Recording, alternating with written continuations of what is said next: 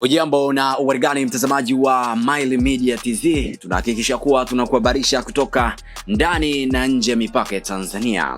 Marekani yaishambulia Irani asubuhi hii. Irani wamesema ni wazi Trump amekiuka makubaliano hayo.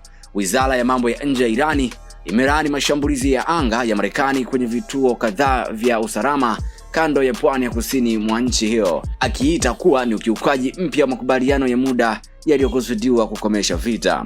Wizara hiyo imesema mashambulizi hayo yalitokea mapema Jumapili na yakikiuka mkataba wa Umoja wa Mataifa na kifungu cha kwanza cha mkataba wao wa Juni 18 uliolenga kukomesha mzozo huo.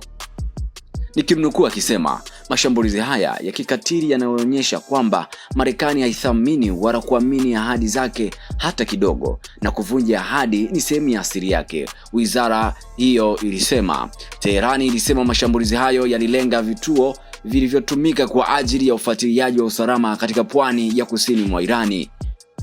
Wizara ya mambo ya nje pia ilitoa wito kwa Baraza la Usalama la Umoja wa Mataifa na Katibu Mkuu wa Umoja wa Mataifa kuchukua hatua za kulinda amani na usalama wa kimataifa, huku ikisema Irani inahifadhi haki yake ya kutetea uhuru wake na uadilifu wa eneo lake chini ya kifungu cha 51 cha mkataba wa Umoja wa Mataifa. Mpaka sasa Irani na Marekani tayari wameanza kushambuliana baada ya kusaini hati ya makubaliano ya kusitisha upiganaji wa vita katika Mashariki ya Kati. Endelea kuwa nasi Mile Media TZ kwa taarifa mbalimbali zaidi. Cha msingi bonyeza alama ya kengele kwa maana ya kusubscribe, comment, share na utazidi kuwa kwanza kupata habari zetu kutoka ndani na nje mipaka ya Tanzania.